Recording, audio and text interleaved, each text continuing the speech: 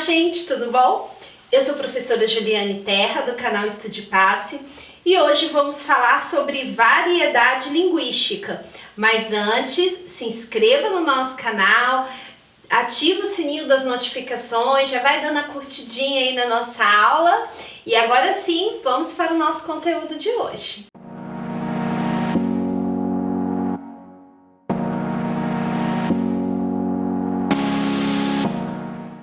Se eu perguntasse para você quantas regras gramaticais você sabe? Ih, professora, regra gramatical, português, tô fora. Muitas pessoas às vezes vêm e falam assim, nossa, mas você gosta de português, você gosta de gramática. Mas na verdade, se eu disser para você que você conhece mais de 1000 regras da gramática, você vai assustar, né? Você não vai acreditar. Como assim? Eu nem estudo português. Talvez você que está me assistindo aí estuda, né? Está aqui no nosso canal, está estudando. Mas a maioria das pessoas, depois que sai do ensino médio, né? Depois que conclui seu ensino ou segue outra área, se não tem uma motivação muito grande, acaba deixando as regras gramaticais de lado. Só que eu tenho uma coisa para te falar. Quando você nasce e começa a desenvolver o seu vocabulário, você começa a desenvolver linguagem, você já começa a internalizar uma gramática.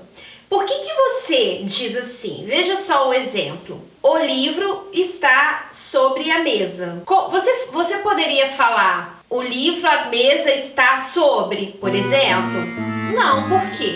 Porque você internamente já tem a gramática que foi colocada para você, que a sua comunidade linguística te ensinou. É um equívoco você pensar que você não gosta de gramática, que você não sabe gramática, porque você sabe gramática sim, pode não ser a gramática normativa, mas todo falante, toda pessoa que adquire uma língua, uma linguagem, ela está assim com uma gramática internalizada. Por isso que você consegue fazer as sentenças, né, de forma inteligível e de forma entendível para outro falante, porque as regras já estabeleceram que seria assim. E isso é nato, você automaticamente, conforme você vai sendo introduzido numa comunidade linguística, onde há outros falantes, outras pessoas, né, que falam aquele determinado idioma, você vai aprendendo. A criança não começa, papá, mamã, já começa, daqui a pouquinho já começa a formar frases e já começa a partir lá dos 3, 4 anos a formar sentenças mais complexas. Por que isso tão rapidamente? Essa formação mesmo cerebral já apta para desenvolver linguagem. Aí você vai falar, então a gente aprende linguagem naturalmente? Mais ou menos.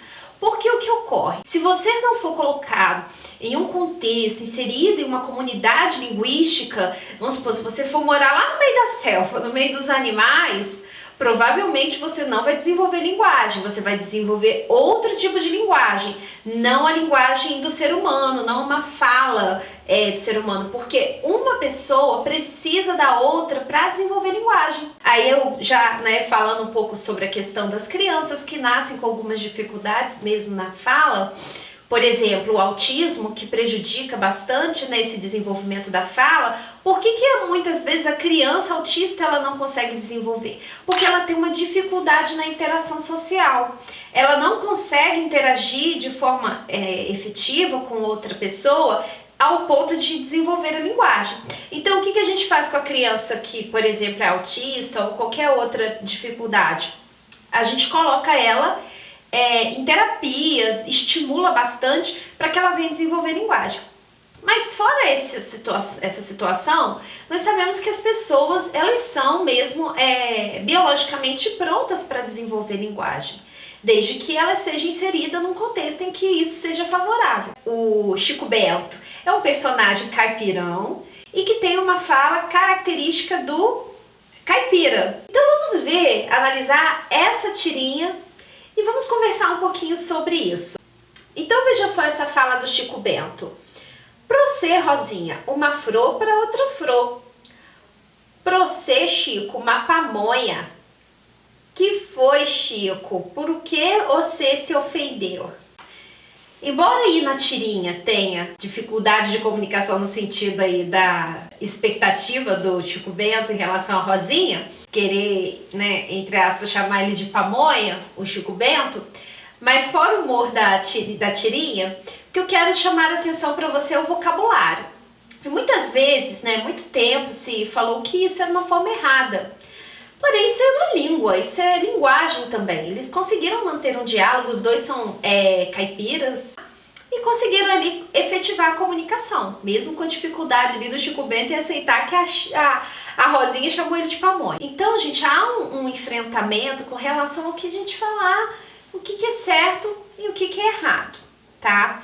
Então, diante dessa tirinha, nós podemos concluir que o que identifica como certo e errado não é a forma de se falar, mas a adequação. Dependendo com quem se fala, depende da situação, você tem que muitas vezes moldar o seu discurso, mudar a forma de falar. Isso não significa que cada família, cada local tem a sua forma de falar própria. Então a gente não pode falar que porque falou você vai, pro você, essas palavras assim que são tão, né, estigmatizadas na língua, elas são erradas, não. Elas são típicas, né, de uma pessoa do interior caipira, né?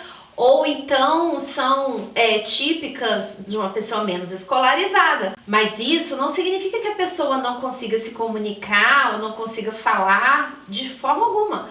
A pessoa consegue também se comunicar, porém da forma como ela foi ensinada, na cultura, na comunidade linguística em que ela foi inserida e criada. Quando eu falei sobre certo e errado no início, eu falei sobre a questão, né, da gente colocar as palavras já em ordem, que a gente tem essa habilidade, a gente cria essa habilidade de fazer orações na ordem correta, de forma inteligível.